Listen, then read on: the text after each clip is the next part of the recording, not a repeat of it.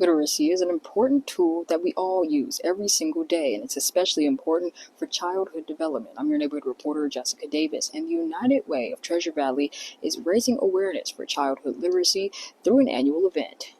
He'll look at certain books with pictures and he'll point and he says dada for dogs, so he'll point at any dog in a book and go dada. Maya Metley brings her son Theodore to the Boise Library every week for story time. Peekaboo! There's baby! Here, families get to sing songs and read books with emphasis on improving childhood literacy. It's for them to be able to identify that books have language and words on the page, so that when they start to interact with books, they understand that. And to just learn the basic, different vocabulary that they wouldn't hear normally. The sooner you can start, the better.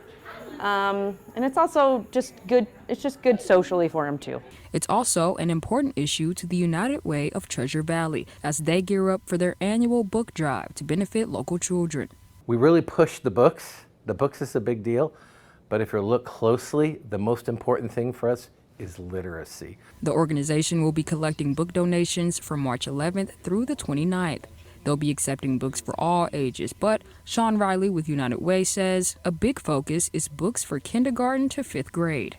We want to help ensure that third grader could read by the third grade level by the time they leave third grade. That's the single biggest estimate and indicator for success for a child. The books will be given to local kids to keep themselves at home, hoping to turn today's readers into tomorrow's leaders. Even if they don't understand what the book, the meaning or the moral or everything like that, they're going to be picking up on the repetitions. Eventually they'll start picking up on what the words are if you point to the words while you're reading. It's a duck! And that's something United Way wants all kids to experience, no matter their home situation. The nature of a family living with another family, living in a mission, living in a motel, they don't have the opportunity to have books like maybe you and me growing up.